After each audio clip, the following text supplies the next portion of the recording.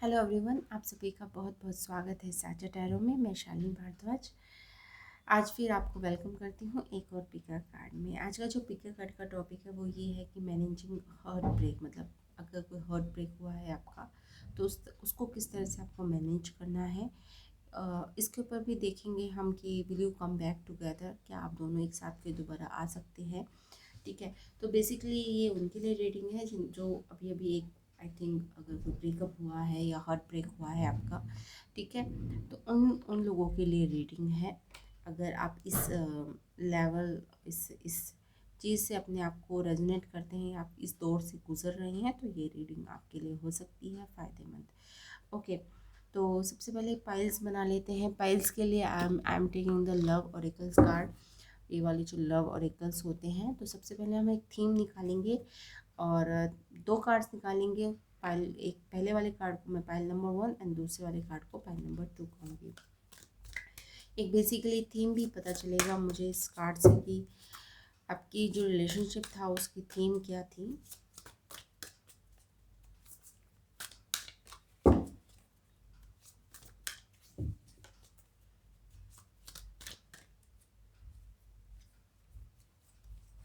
This is for pile number 1। Okay, love is never in when, good.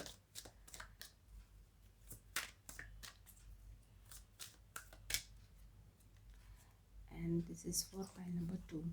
Sometimes the good is hidden. Okay.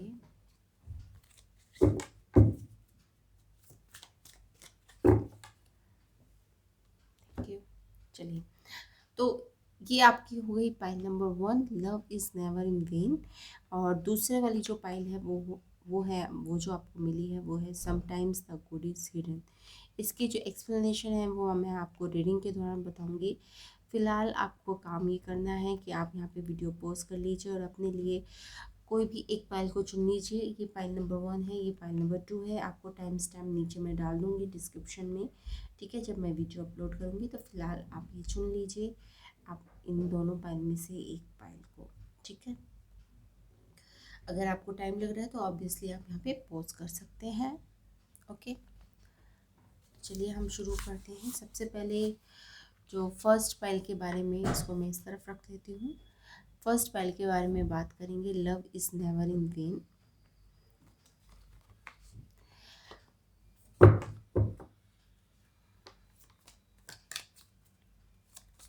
यहाँ पर मुझे जो समझ में आ रहा है वो ये समझ में आ रहा है कि आप इस टाइम इस सोच में हैं कि आपने अपना बहुत टाइम और एनर्जी इस पर्सन के साथ वेस्ट कर दिया है।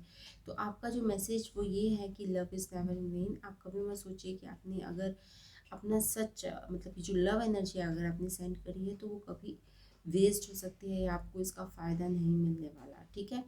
तो लव एनर्जी को देना भी और लेना भी दोनों ही कभी वेस्ट नहीं हो सकते, ये बात को आप ध्यान करके रखिए, ठीक है। तो ये जो कार्ड है इसका सबसे पहला मीनिंग जो मैं आपको बता सकती हूँ वो ये बता सकती हूँ, लव इज़ नेवर मेन।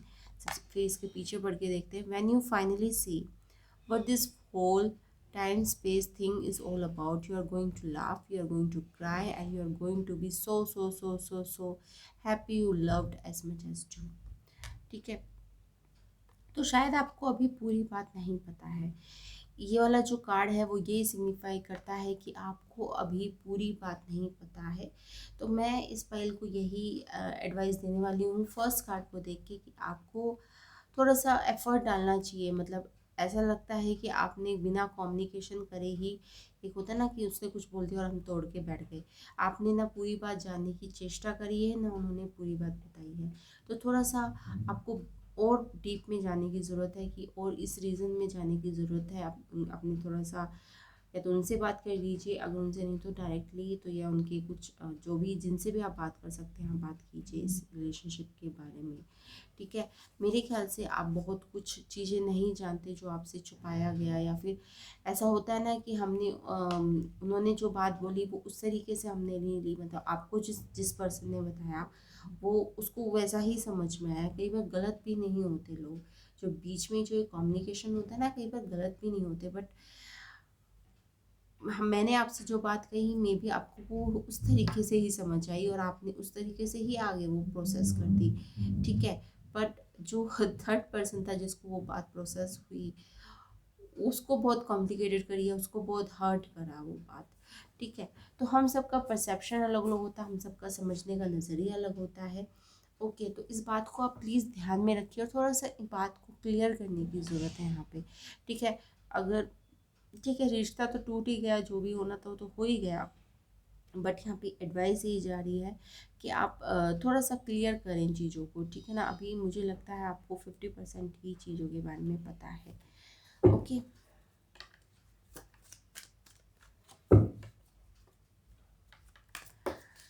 अब देख लेते हैं आगे क्या होने वाला है इस रिश्ते में।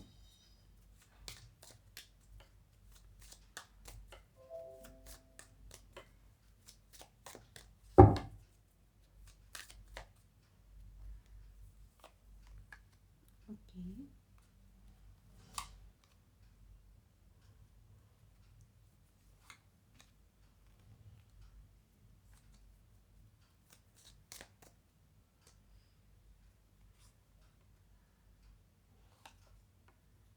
ओके,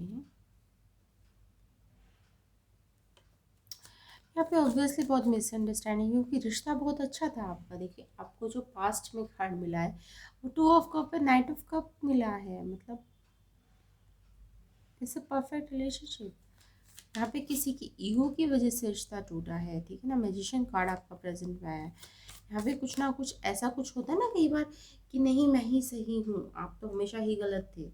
ठीक है, कुछ इस तरह की ईगो आपके बीच में आ गई है। ठीक है ना, नाइट ऑफ कप से एक मैजिशियन कार्ड का आना मतलब कुछ ईगो आपकी आ गई है। मतलब पहला वो आप या तो अब आप हो सकते हैं या आपके पर्सन हो सकते हैं, मतलब जो पहले की तरह जो सॉफ्ट एनर्जी थी ना, अब थोड़ा सा अकड़ू टाइप एनर्जी में आ गए हैं आप। ठीक है, आपके पर्सन, ठीक है, आप अपने हिसाब से रेजोनेट कर लीजिएगा। थोड़ा सा इस तरह की मतलब आप जब उनसे बात करते हैं तो एक एटीट्यूड उनमें दिखता है, एक मतलब अजीब सा एटीट्यूड आ गया है उनमें। उन्हें भी शायद उन्होंने बहुत ग्रोथ कर लिया, फिर कोई कैरियर में ग्रोथ कर लिया, कोई मतलब उन्होंने कुछ पा लिया है जीवन में, तो उस जो उन्होंने पा लिया उससे उनके अंदर काफ़ी ईगो आ गई है या घमंड आ गया है। ठीक है ना, कुछ इस तरह का सिचुएशन हो गई है। बट पास्ट में इस पर्सन के साथ आपने काफ़ी अच्छा टाइम बिताया है, काफ़ी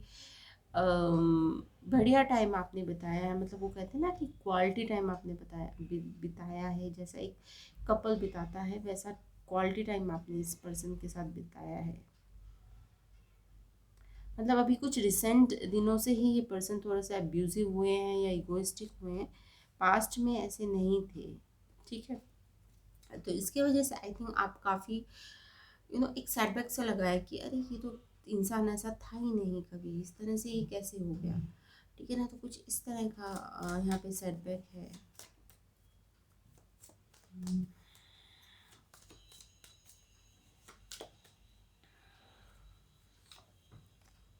हम्म।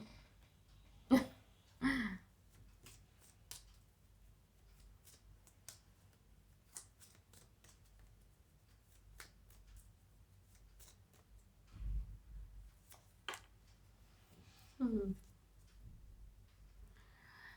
यही प्रॉब्लम है कि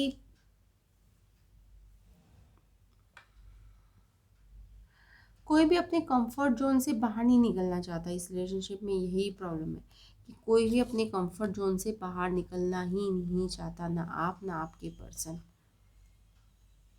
ठीक है, ये मुझे लग रहा है अभी 18 मंथ से ही, क्योंकि जो रीडिंग है मतलब आपका ये 1 साल 12 महीने से या फिर 1.5 साल से ये तो ये उसके बाद ये दिक्कतें शुरू हुई हैं। मतलब 1 1.5 साल पहले, 1 साल या 1.5 साल पहले तक ये रिश्ता काफ़ी अच्छा था, काफ़ी रोमांटिक थे आप भी और वो भी।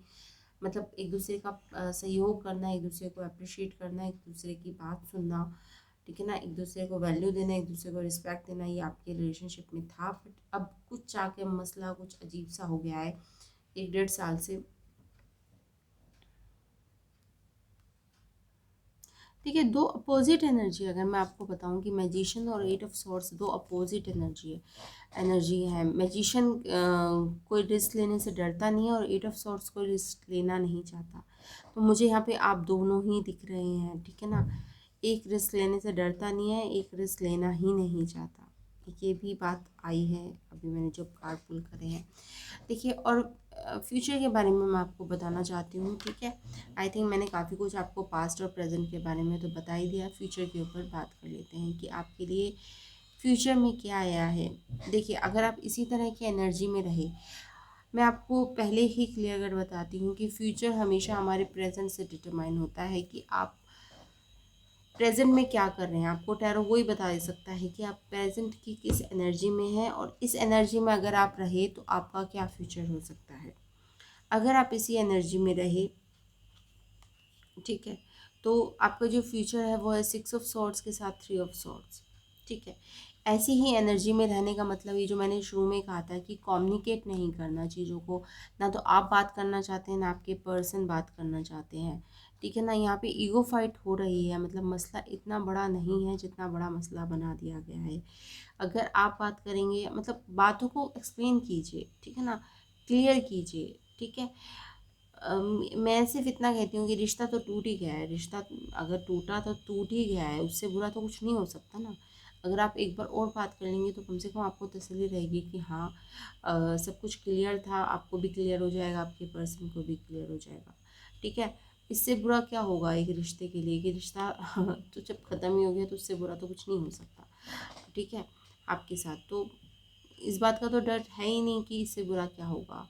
तो अच्छा है, थोड़ा सा कम्युनिकेट करें।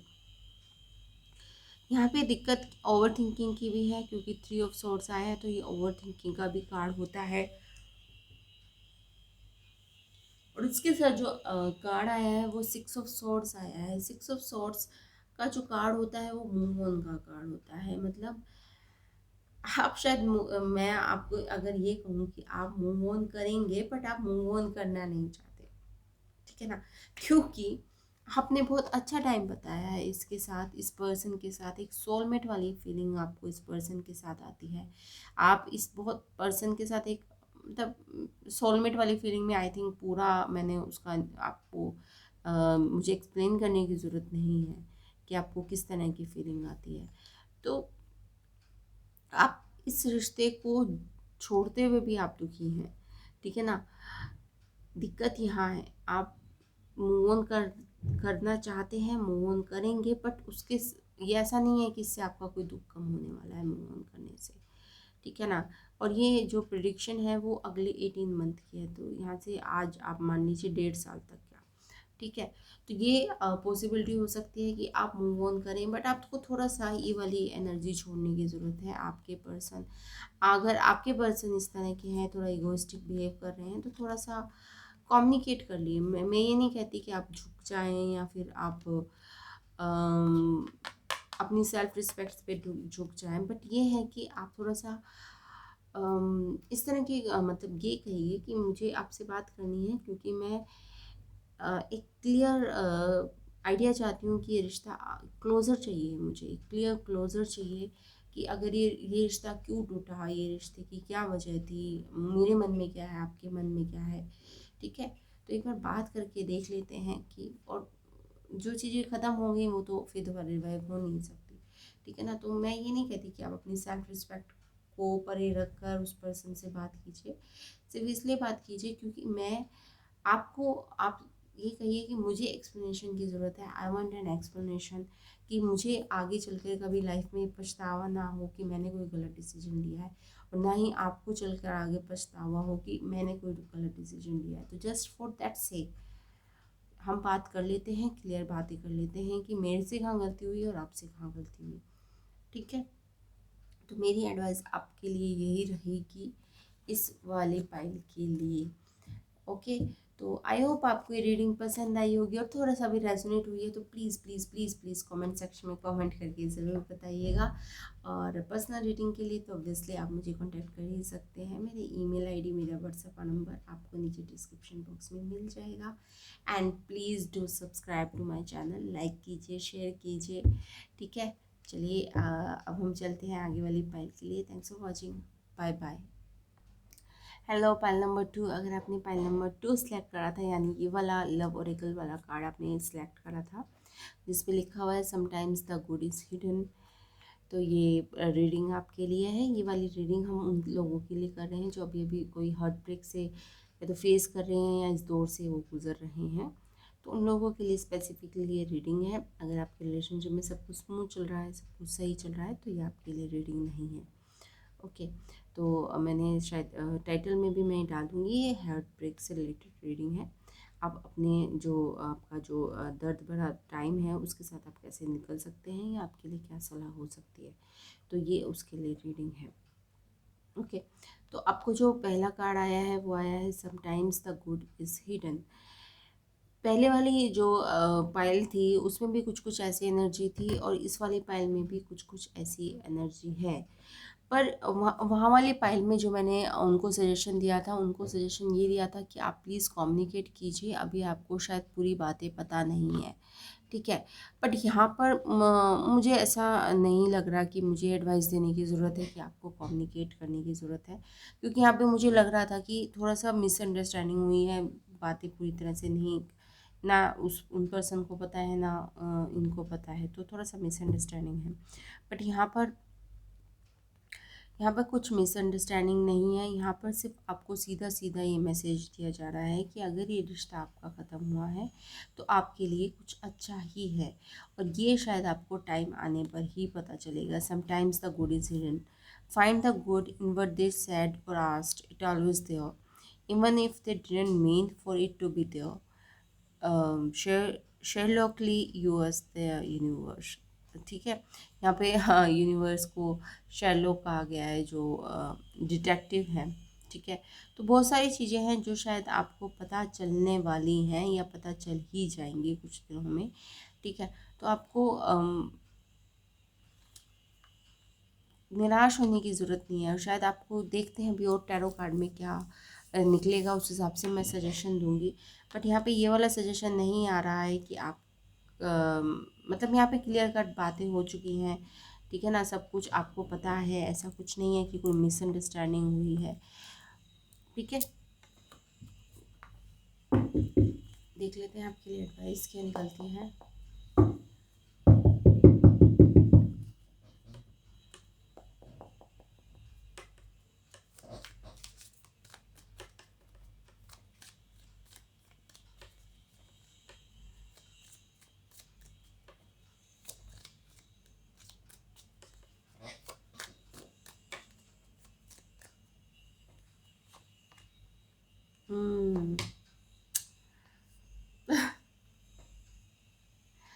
Devil is not a good card. अगर रिलेशनशिप में आता ना तो यहाँ पे काफ़ी, मतलब एक तो कुछ भी जो भी बुरी चीज़ें होती है ना वो सब डेविल में आ जाती हैं, ठीक है ना। मैं अगर कहूँ बुरा तो यानी जो भी रिलेशनशिप के लिए बुरा हो सकता है, एक दूसरे को पुल करना, एक दूसरे का अपमान करना, एक दूसरे को अब्यूजिंग लैंग्वेज यूज़ करना, एक दूसरे की ग्रोथ से चलना, एक दूसरे को सपोर्ट नहीं करना, एक दूसरे की कॉन्फिडेंस को नीचे गिराना, ठीक है। तुम किसी लायक नहीं हो, तुम किसी लायक नहीं हो, कुछ इस तरह के जो जो भी चीज़ें बुरा होता है वो सारा डेविल में आ जाता है, ठीक है ना। तो आप देख लीजिए आपका रिश्ता किस तरह का था, ठीक है।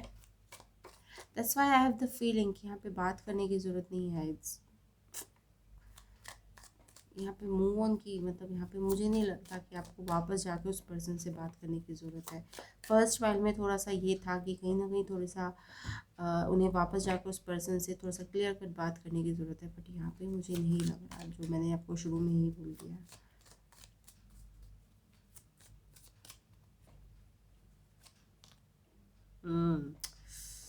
उफ, अभी भी नहीं लगा मुझे आपके इस डेविल एनर्जी से आप निकल गए हैं, मतलब अभी भी कहीं ना कहीं ये पर्सन आपको आके परेशान करते हैं, मतलब किसी के थ्रू, कभी किसी के थ्रू, मतलब ये इस पर्सन ने आपका पीछा नहीं छोड़ा है, मतलब इस तरह से है जैसे कि मतलब ये कोई मौका नहीं छोड़ते आपको परेशान करने का, मतलब इन्हें मौका मिलना चाहिए कि अच्छा ऐसा हो सकता है, तो उस तरह से कोई स्टेटस डाल देते होंगे या फिर किसी की ओर से कॉल करवा देते होंगे या फिर कुछ तो करते होंगे पर्सन। मतलब यहाँ प्यार से ज़्यादा दुश्मनी लग रही है कि मैं तेरा दुश्मन, दुश्मन तो मेरी वाला गाना चल रहा है।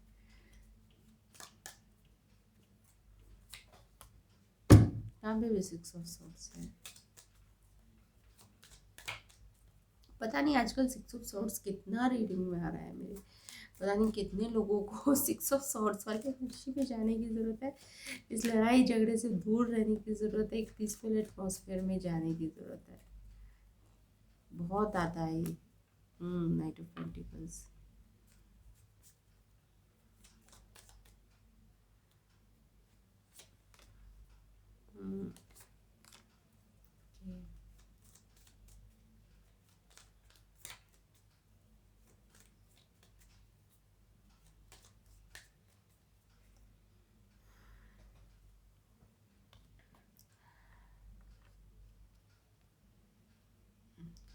देखिए जो पर्सन थे, पेज ऑफ कप आया है मेरे पास पास्ट में डेविल के साथ।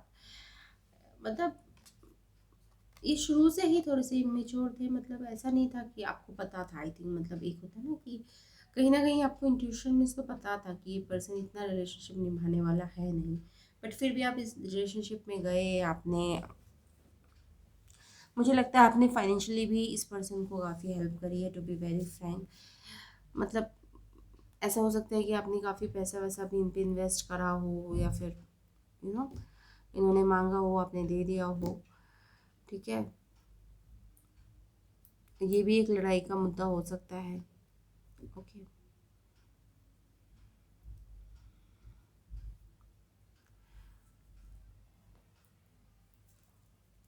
या फिर मुझे ये भी समझ में आ रहा है कि किसी आपके किसी फैमिली में जैसे हो सकता है ना, भाई या किसी के साथ भी इनकी बहस वगैरह भी हुई हो, ऐसा भी, या फादर के साथ। ठीक है ना, क्योंकि इस तरह की टेंडेंसी वाले पर्सन हैं, इनको रिस्पेक्ट नहीं, मतलब अगर इनके सामने जो भी आएगा ये नहीं देखेंगे कि ये छोटा बच्चा है या ये बड़ा बुजुर्ग है। ऐसी टेंडेंसी वाला इंसान नहीं है जिन्हें ये, मतलब एक होता है ना कि उन्हें पता हो कि वो किससे बात कर रहे हैं, वो बड़े इंसान से बात कर रहे हैं या छोटे बच्चे से बात कर रहे हैं। मतलब उनका लहजा ऐसा ही रहने वाला है।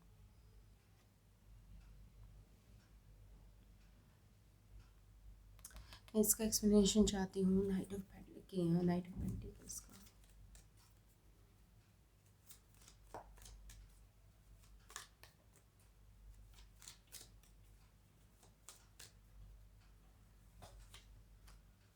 हम्म,